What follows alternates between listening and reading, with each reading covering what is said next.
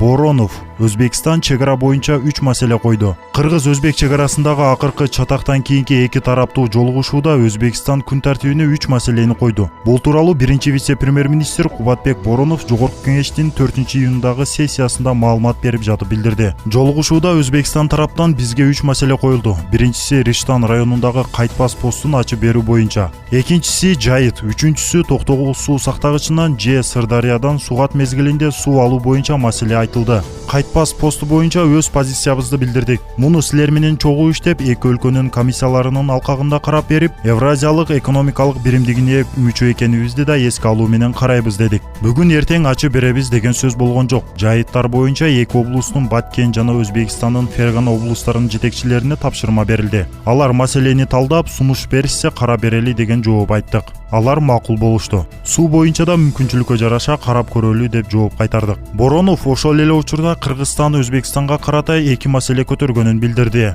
Биринчиси, буга чейинки өкмөт аралык комиссиялардын ишин тездетүү. Буга макул болушту. Экинчиси, Сох районунун тегерегиндеги Кыргызстандын 2 айылына суу чыкпай калган экен. Маселе жеринен чечилип, биздин айылдарга суу берилди. Чырдын башы болгон Чечме булак суусун коңшу тарап өздөрүнө буруп алган экен. Ал мурдагы абалына келтирилди. Кыргызстан менен Өзбекстан өкмөт өкүлдөрү 1-июнь күнү Баткен облусундагы Чечме өткөрмө пунктунда жолугушуп, акыркы кырдаалды талкуулаган. Жолугушууга эки өкмөттүн Өзбекстандын премьер-министри Абдулла Арипов менен Кыргызстандын биринчи вице-премьер-министри Кубатбек Боронов баштаган өкүлдөрү катышкан.